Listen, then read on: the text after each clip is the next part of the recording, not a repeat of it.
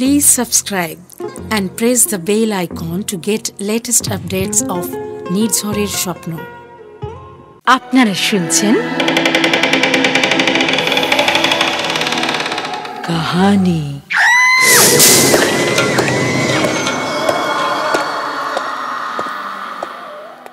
গল্পপ্রেমী পাঠক পাঠিকাদের জন্য নির্ঝরের স্বপ্ন প্রযোজিত গল্প পাঠের অনুষ্ঠান কাহিনীতে চিরকালীন ও সমকালীন সাহিত্যিকদের গল্পে আপনাদের সকলকে স্বাগত।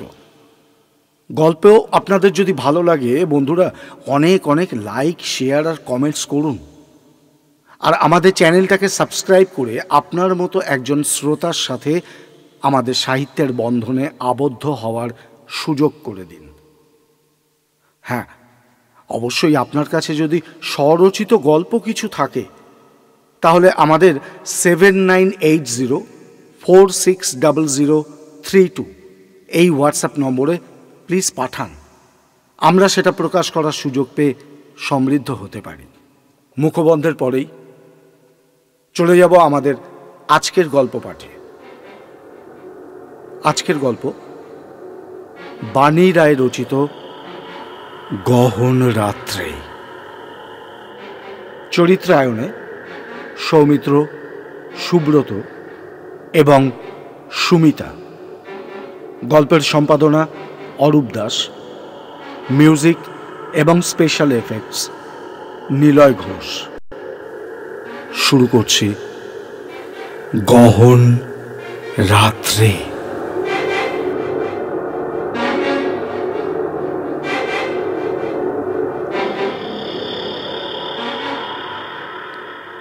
রাত্রি ছাড়া তোমার আশা হয় না? না, সোহা পল্লবকে তিরস্কার করল।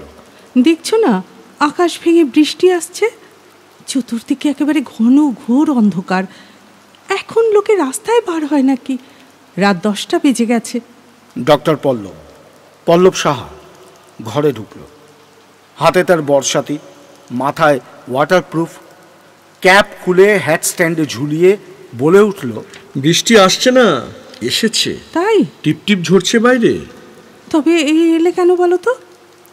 কোণের সোফায় জুতো মোজা শুদ্ধ পা ঝুলিয়ে বসে পাটাকে টান করে একটা আরামসূচক শব্দ করে উঠল পল্লব। আহ, কি আরাম! সারাদিন বড় খাটুনি গেছে। আজ হাসপাতালে আউটডোরে যেন পৃথিবীর যত রোগী এসে ভিড় করেছিল। বাপরে বাপ! তারপরে এই চেম্বারে বসলাম। শেষ রোগীকে দেখে তারপর এলাম। এই কফি আনো তো, কফি আনো। বড্ড ক্লান্ত আমি। এত ক্লান্তির মধ্যে ট্রাম থেকে নেমে এতটা হেঁটে না এলেই তো হতো। শ্রী মুখচন্দ্র দর্শন করা যেত না তবে? আবার গোটা একদিন বাদে সন্ধ্যা বা রাত্রি আসবে। সোহার মুখ প্রেমিকের প্রেমের পরিচয়ে উজ্জ্বল, কিন্তু সে বাইরে পরিহাস করে। ওহো, মরে যাই একেবারে। এতই যদি টান, তবে যুদ্ধে কেন যান? বাহ, কবিতা লিখে ফেললে যে সোহা! পল্লব টুক করে বলে দিল। সোহার অন্দরে গিয়ে আদেশদানের পূর্বেই সোহার ছোট বোন স্বাধা উপস্থিত হলো ট্রে ভরে কফি আর পকোড়া হাতে নিয়ে। ঠিক করে ট্রেটাকে নামিয়ে গানের সুর করে বলল, শাওন গগনে ঘোর ঘন ঘটা, পল্লবে তবুরে বিজুরির ছটা। ও পল্লবদা, ও ডাক্তার দাদা, আর কতদিন থাকবো বসে? দুয়ার খুলে বন্ধু আমার। কি ছ্যাবলামি যে করিস স্বাধা! সাহা মহাশয় সাহাকে ছেড়ে যুদ্ধের ডাক্তার হয়ে যাচ্ছেন জানিস তো। এখন এসব কথা কেন?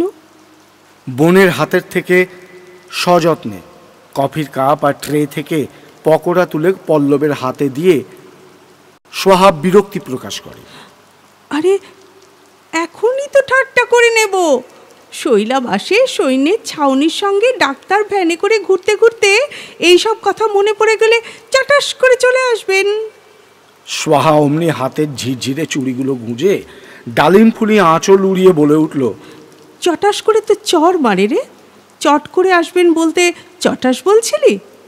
এবার বিয়ে পরীক্ষায় বঙ্গভাষায় কুপকাত হতে হবে দেখছি।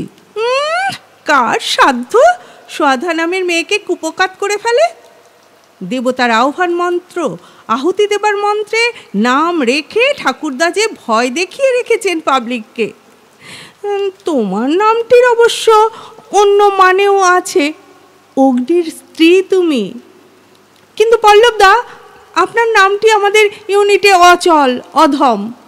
শুধু রবি ঠাকুরের গানে শুনি আদর, পল্লবে পল্লবে হিল্লোলে হিল্লোলে থর থর কম্পন লাগিল রে।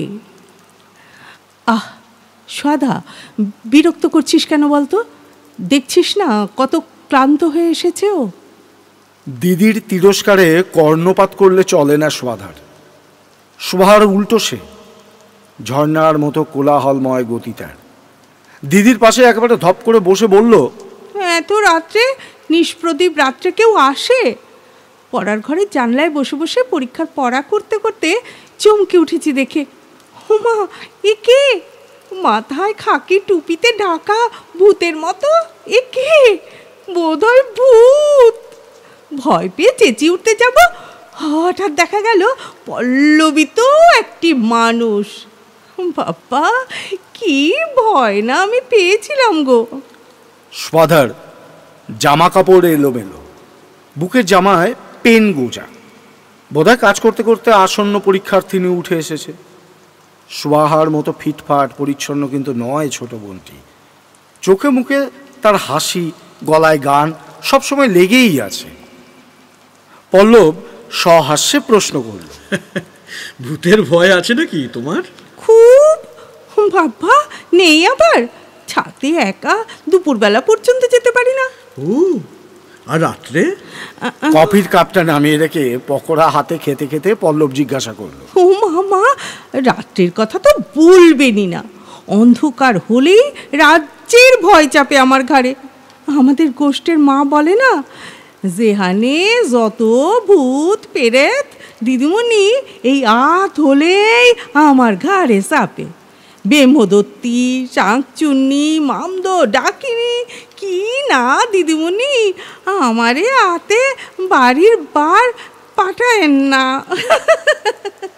পুরাতন ঝি গোষ্ঠের মায়ের নকল করে সধা গড়িয়ে একেবারে হেসে পড়ল।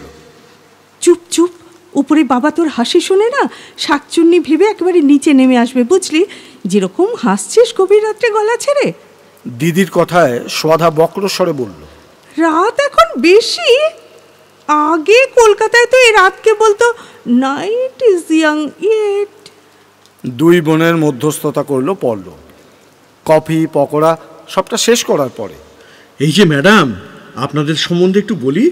কথা নিয়ে দুই পণ্ডিতানির বাজ কচকচানি এই মূর্খ ডাক্তার না বুঝতে পারছে না।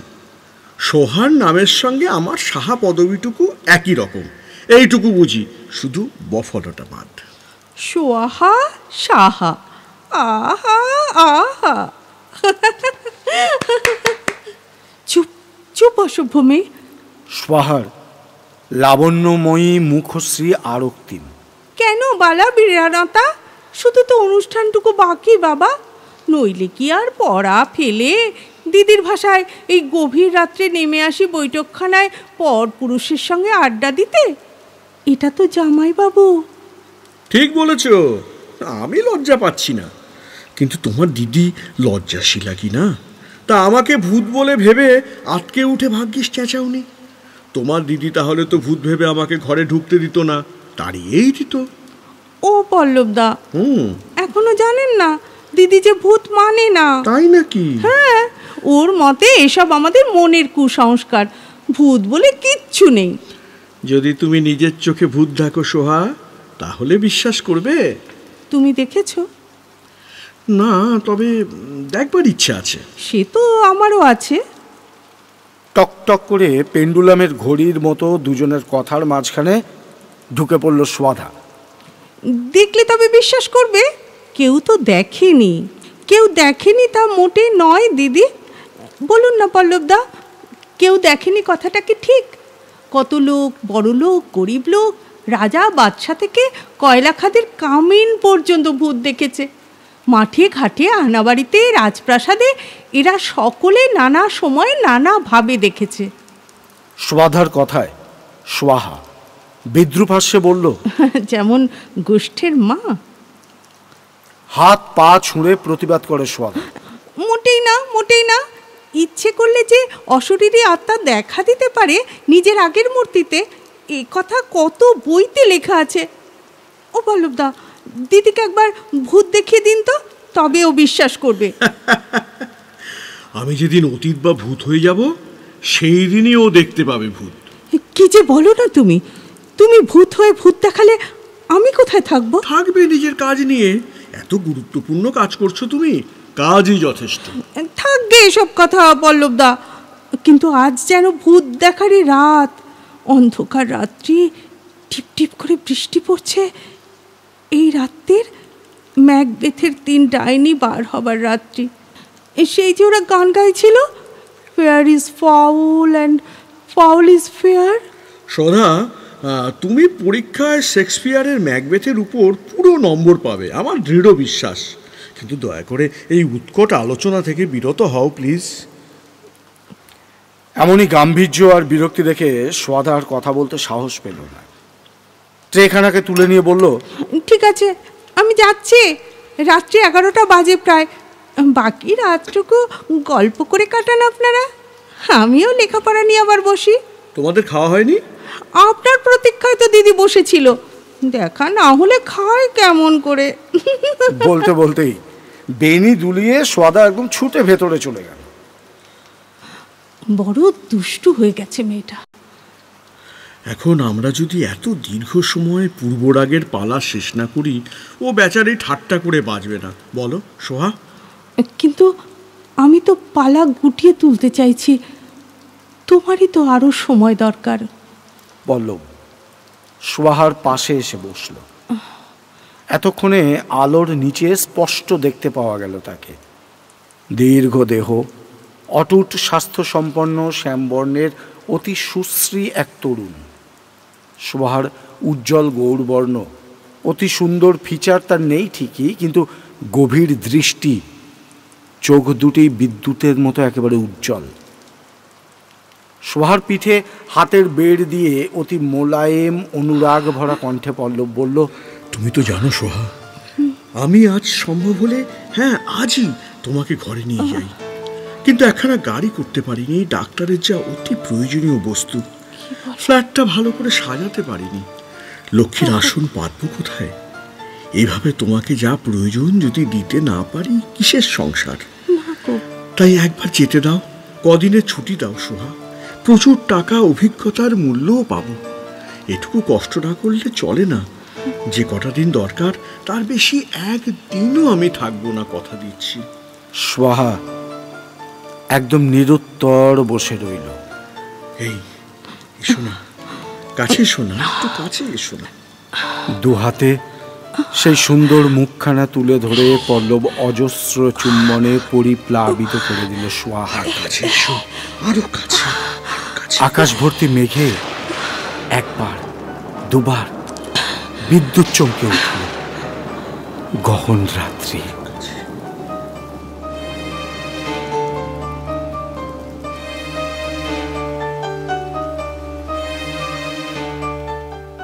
আবার অন্ধকার রাত্রি এসেছে। আকাশ মেঘাচ্ছন্ন, বৃষ্টি না এলেও বাতাসে ঝোড়ো বেগ। বসবার ঘরের জানলায় আজও সোহা প্রতীক্ষায়। জানলার পাশে প্রতিবেশীদের এক টুকরো জমি, সেখানে নিপো শাখায় বহু ফুল। আর নিপো কথাটার ব্যাখ্যা করা বোধহয় দরকার। বর্তমানের সাহিত্য ওই জল পড়ে পাতা নড়ে প্যাটার্নে ঢেলে নাকি গাঁথতে হয়, নচেত পাঠক পাঠিকা বিরক্ত হন, পড়তে বা বুঝতে তাদের কষ্ট হয়। সাহিত্যে যে কিছু লেখাপড়ার প্রয়োজন থাকে এ কথা তারা একেবারে ভুলেই যান। তাই বলি, কদম গাছে ফুল ফুটেছে, আকাশে মেঘ করেছে, ব্যাস। সোহার সন্ধানী দৃষ্টির প্রয়াস ব্যর্থ হল না। সেই দীর্ঘ মূর্তি দেখা দিল অন্ধকার রাত্রে। পোশাক ডাক্তারের মতোই, হাতে অ্যাটাচি। এসেছ? আরে ভাবলাম আজ বোধহয় আর পারলাম না। অনেকক্ষণ অপেক্ষা করছো, তাই না? বলতে বলতেই সোফায় বসলো পল্লব। পা দুটোকে প্রসারিত করে পূর্বদিনের মতোই সে স্বস্তি আর আরামদায়ক একটা শব্দ করল। সোহা অবশ্য ততক্ষণে অন্দর থেকে কফি, কেক এ সমস্ত এনে রেখেছে। এত কেক পেস্ট্রি! এ তো নিউ মার্কেটের কেক দেখছি। ওই তো দাদা এনেছেন। তুমি চলে যাবে তো, যাবার আগে অবশ্য খাওয়ানো হবে, সেই জন্য এনে রেখেছে। সোহা আজ তার বন্ধুর জন্মদিনে গেছে, সুতরাং বাড়িটা নির্জন। সোহা সোফায় পল্লবের পাশে বসল, হাতখানা দুহাতে ধরে এসে বলল, এত করে নিষেধ করলাম, তুমি আমার কথা শুনলে না কেন? তুমি যুদ্ধের কাজে নাম দিলে। তোমার নিষেধ আমি তখনই শুনতে পারি না যদি আমি তোমার হিতের জন্য কোনো কাজ করি। তোমার ভবিষ্যৎ বর্তমান সহজ করে তোলার আশায় আমি যাচ্ছি। তুমি সম্পন্ন ঘরের মেয়ে, নতুন ডাক্তার তোমাকে কি দিতে পারে বলো? পল্লব, পল্লব, আমি তো সম্পদ চাইনি, শুধু তোমাকে চেয়েছি। আমি জানি। কফি শেষ করেই পল্লব দু একটা পেস্ট্রি, কেকের খণ্ড অন্য মনস্কভাবেই একটু খেল। হাতের গুঁড়ো ঝেড়ে রুমালে হাত মুছে সোহার অতি কাছে সরে এল, আরো কাছে। সোহা, আমি ভেবেই পাই না তোমার মতো সাহসী স্বাধীন মনের মেয়ে কি করে এমন হতে পারছে। কত লোক প্রত্যক্ষ যুদ্ধে যায়, এ তো ডাক্তার সেজে যাওয়া। সে হোক, তাও মাত্র 6 মাস থাকবো। সে তো অনেক দিন। আরে দ্বিতীয় দফায় আর আমি থাকবো না। আচ্ছা, তোমাকে ছেড়ে 6 মাসের বেশি থাকা কি আমার পক্ষে সম্ভব বলো? সোহা আজ পরেছে সাদা শাড়ি, বিষণ্ণ মূর্তি তার, মুখ ভার, চোখে যেন জলের ছায়া উকি দিচ্ছে। কি জানি, আমার বড় ভয় করছে। কত লোক তো যুদ্ধে যায়, তারা আর ফেরে না গো। আরে দূর বোকা, তারা যায় যুদ্ধ করতে, আর আমি যাব আহত যোদ্ধাদের ভালো করতে। দলের পেছনে রেড ক্রসের গাড়ি, অ্যাম্বুলেন্স চলে, কোনো ক্ষতি হয় না। ওখানে বোমা ফেলা, কোনো ক্ষতি করা নিষিদ্ধ। আন্তর্জাতিক আইন আছে না? না, যদি ছিটকে পড়ে বোমার টুকরো? তাতে এমন ক্ষতি হয় না, প্রাণ যায় না। বোকামি, তোমার কাছে আমি ফিরে আসবো, বলছি তো ফিরে আসবো। আচ্ছা, না এসে পারি? না এসে যাবো কোথায় বলো তো? কি জানি, আমার যেন কেমন কেমন লাগছে। শোনো, তুমি প্রায় ট্যুরে যাও কাজে, তো আমাদের ছাউনি বড় শহরে থাকবে, সেখানে যেও একবার দেখে এসো। যাবই তো, কিন্তু তুমি যাচ্ছ কেন? আমার কথা তুমি শুনলে না? আরে পাগল! পল্লব সোহাকে আরো একটু কাছে টানতে চাই। কেন নয়? চলে যাওয়ার আগে অতৃপ্ত রাখবে আমাকে সোহা। অতৃপ্ত রাখলেই তো তুমি আবার ফিরে আসবে। আমি অতৃপ্ত না থাকলেও ফিরে আসবো সোহা, জানো তুমি এটা। কাছে এসো সোহা। পল্লবের দিকে ফিরে দুজনের বুকের মাঝখানে হাতের বাধা রেখে এক দৃষ্টে সোহা চেয়ে রইল।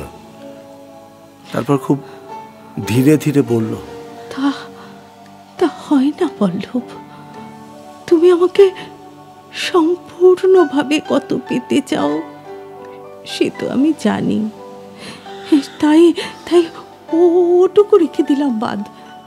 তুমি অতৃপ্ত থাকো, তবেই তো তাড়াতাড়ি ফিরে আসবে আমার কাছে।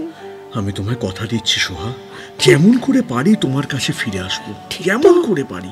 ঠিক তো? একদম ঠিক। দুজনেই পাশাপাশি, আর সামনে অন্ধকার। বৃষ্টি নামল।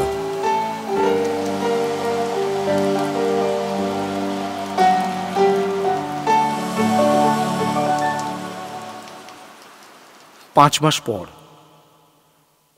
সরু পাহাড়ি পথ, টিলার উপরে ডাক্তারের কোয়ার্টার। গহন রাত্রি, অন্ধকারে ভর্তি।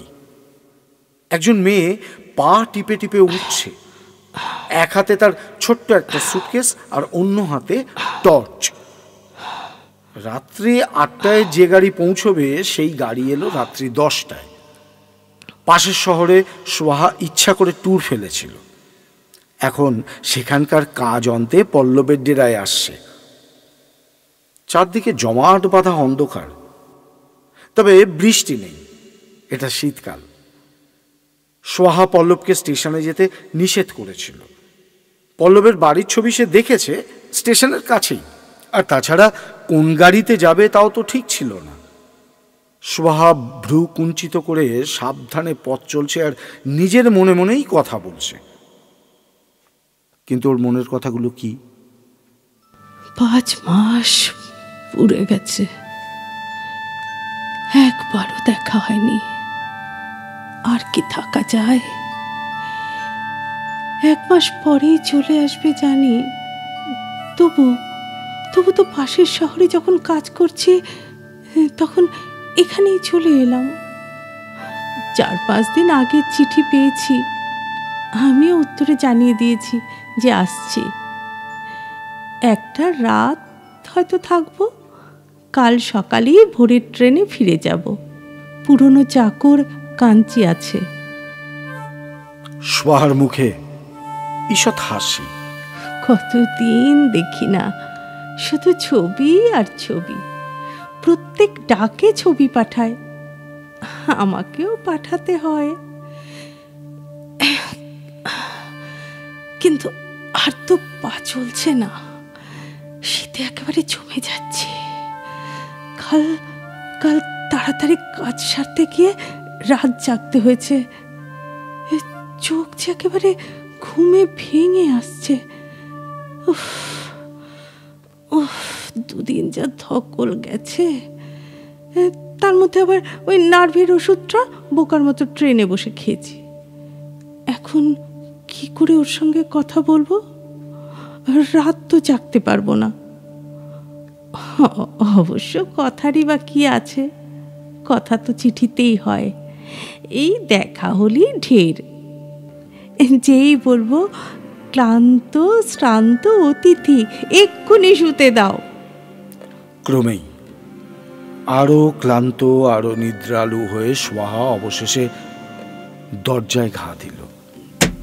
চারিদিক বন্ধ ছোট বাড়িটাতে, যা স্বাভাবিক শীতের দিনে।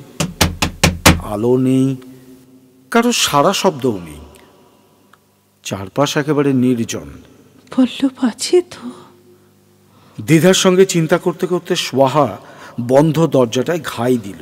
পল্লব না থাকলেও কাঞ্চি তো থাকবে। কিন্তু সঙ্গে সঙ্গেই দরজা খুলে দিল পল্লব। শীতের পোশাক, গলা ও মাথায় মাফলার জড়ানো। এসো সোহা, এসো এসো। বাবা, আমার যা ভয় হয়েছিল না, আমি ভাবছিলাম বোধহয় তুমি চলে গেছো। কোথায় যাব? তোমার অপেক্ষায় বসে আছি তো। যা ক্লান্ত লাগছে না, এক্ষুনি একটু শুয়ে না নিলে দাঁড়াতে পারছি না। বরঞ্চ ঘুমিয়ে নিয়ে উঠবো, তারপর রাত জেগে গল্প করা যাবে। ঠিক আছে?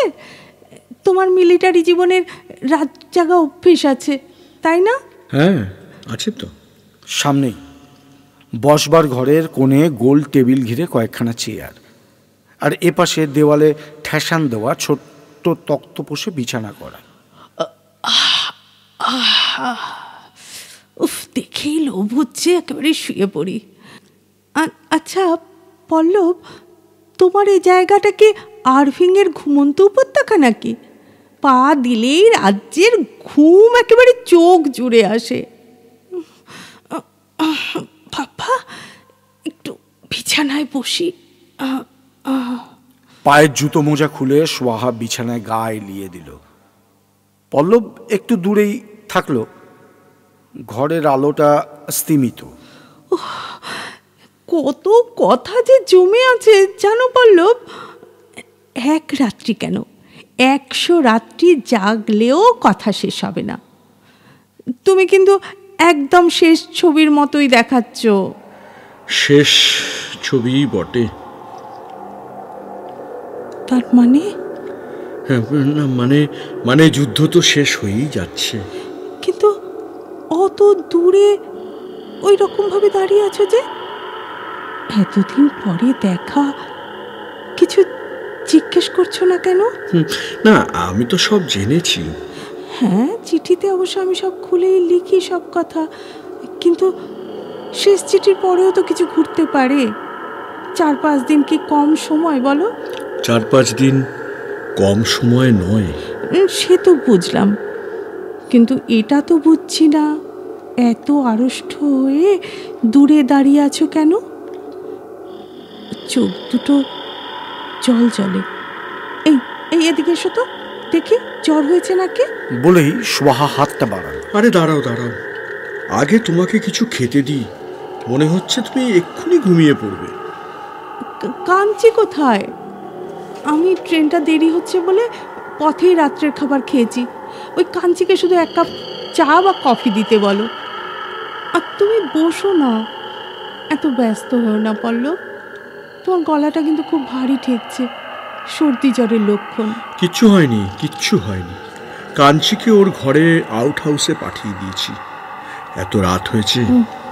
আচ্ছা, আমার দেরি দেখে বুঝি ভাবছিলে আমি আর আসবো না? আমি জানতাম তুমি আসবে, তাই তোমাকে একটু চা আমি করে খাওয়াবো। তুমি আমার মতো কফি তো ভালোবাসো না। তুমি কফি খাবে না? এই তাহলে কিন্তু আমি তৈরি করব, কিন্তু আমার আর জেগে থাকার সাধ্য নেই জানো। স্লিপিং বিউটির রাজকন্যার মতো আমি ঘুমিয়ে পড়ি পরীর মন্ত্রে। আমার চাটা ওইসব লাগবে না। এই রাজপুত্র, আমাকে একটু পরে জাগিয়ে দিও। রাজপুত্রের কোনো ক্ষমতা নেই, কিন্তু কিছু না খেয়ে তোমার ঘুমিয়ে পড়া চলবে না। সোহা, একটু কষ্ট করে জেগে থাকো, আমি এক্ষুনি আসছি। বলেই পল্লব পাশের দরজাটা দিয়ে চলে গেল। সোহা চোখের পাতা টেনে টেনে চোখ রগড়ে ঘুম তাড়াবার কসরত করতে লাগলো। প্রিয় সকাশে আসছে, এই কারণেই ট্রেন থেকে নামার আগে বাথরুমে গিয়ে ভালো করে হাত মুখটা ধুয়ে এসেছিল। এমন ঘুম কেন চোখে নেমে আসছে তার? চারিদিকে নিস্তব্ধ অন্ধকার, শীতের রাত্রি সার্সির বাইরে সবুজ লম্বা পর্দার আড়ালে বহিষ্কৃত। কোথাও কোনো শব্দ নেই, প্রাণও নেই। পল্লব এমন জায়গায় থেকে থেকে কেমন যেন হয়ে গেছে। চিঠিগুলো অবশ্য স্বাভাবিক ছিল, কিন্তু এখন দেখা যাচ্ছে ও যেন কেমন হয়ে গেছে। যুদ্ধ কি আর সকলের ধাতে পোষায়? যাই হোক, কাগজে দেখা গেছে সীমান্তের শত্রু পশ্চাৎ অপসারণ করছে, যুদ্ধবিরতি ঘোষণা হয়ে গেছে।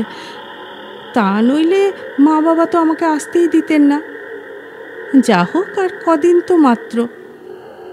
শীতের রাত্রি, ছোট বাড়িখানার বাইরে অন্ধকার যেন ক্রমেই জমে নিথর হয়ে উঠেছে। কৃষ্ণপক্ষের গহন রাত্রির বুকে এত অন্ধকার। একটু উঠে চারিদিকে দেখার ইচ্ছা হলো সোহার, কিন্তু ঘুম যে তাকে একেবারে ঘিরে ধরেছে, ওঠা সম্ভব নয় তার। পল্লব এলে বাঁচা যায় বাবা, একা ঘরে একেবারে গা ছমছম করছে। পল্লব এলো, হাতে তার একটা ট্রে ভর্তি টিপট, কাপ, ছাঁকনি, চামচ, প্লেটে করে রুটি আর ডিমের অমলেট। এসো সোহা, এই টেবিলটায় বসে যা হোক কিছু খেয়ে নাও, তারপরে শুয়ে পড়ো, পরে গল্প হবে। আমাদের ভেতরে শোবার ঘর।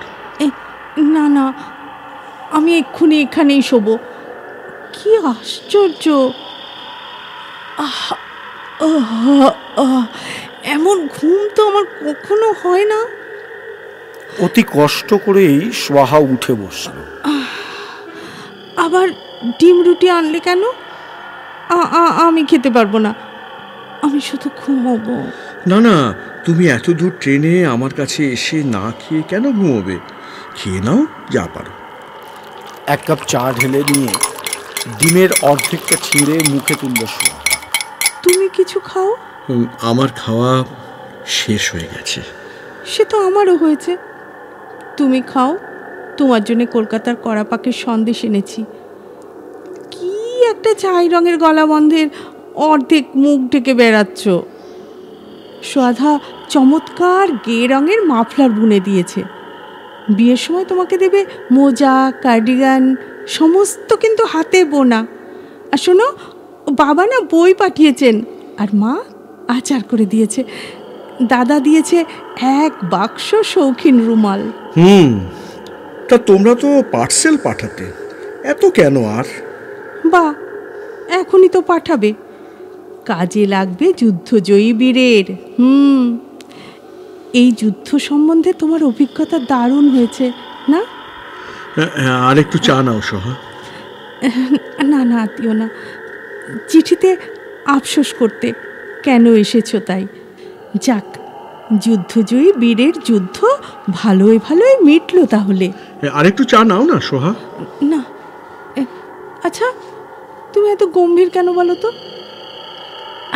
আমি একটু ঘুমিয়ে নিই, আমি কফি তৈরি করব, দুজনে রাত জেগে গল্প করব। না হয় কাল ভোরের ট্রেনে যাব না, বেলায় যাব, কি বলো? আর তোমার যুদ্ধের গল্প শুনবো। সোহা চা শেষ করে কাপটাকে সরিয়ে রাখল, রুটি ছুঁয়েও দেখলো না, ডিমটাও অর্ধেক মাত্র খেল। অভিজ্ঞতা শোনার জন্য রাত জাগতে হবে কেন?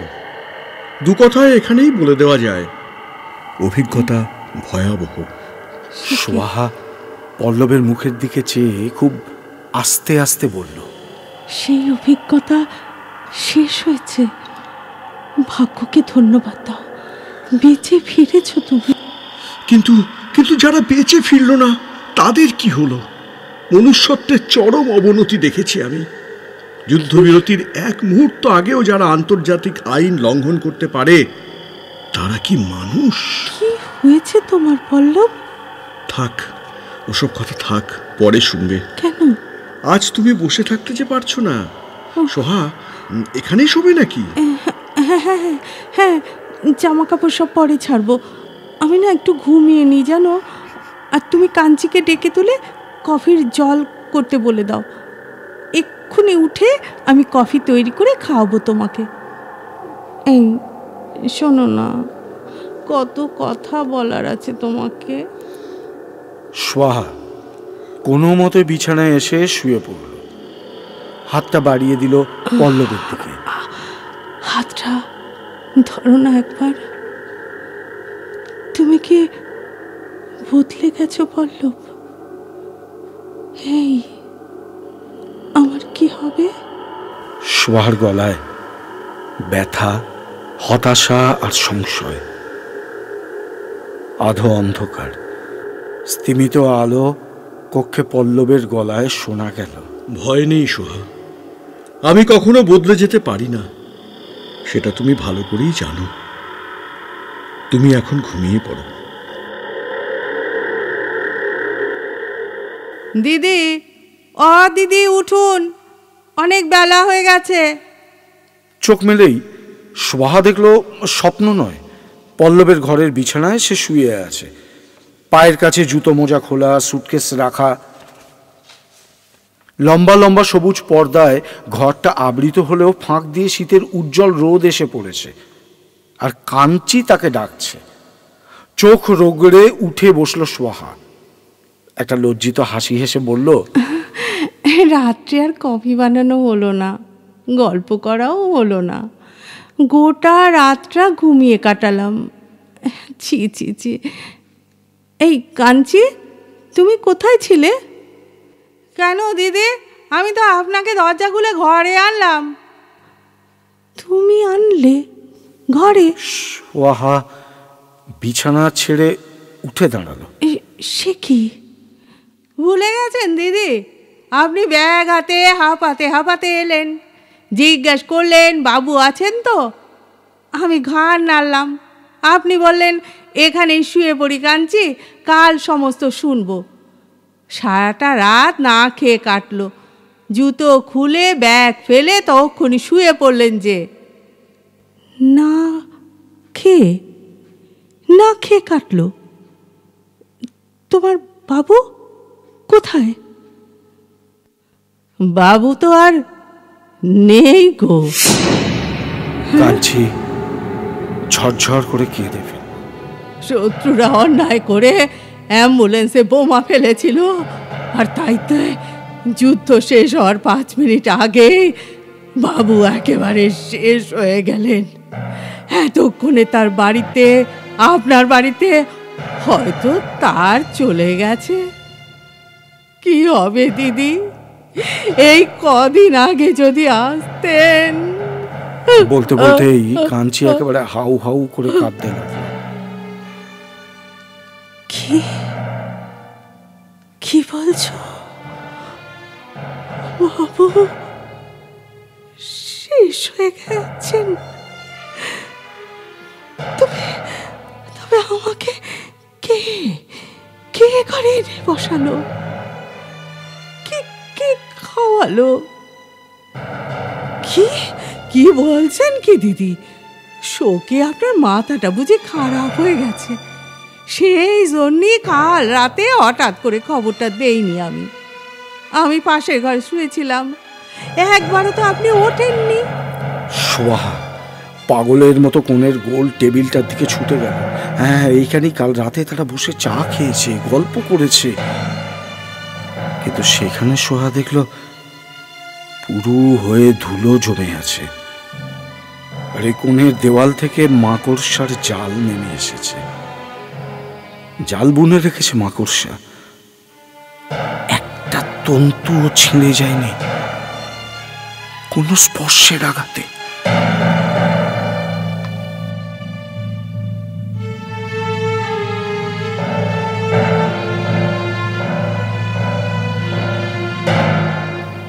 শুনছিলেন গহন রাত্রি, রচনা বাণী রায়,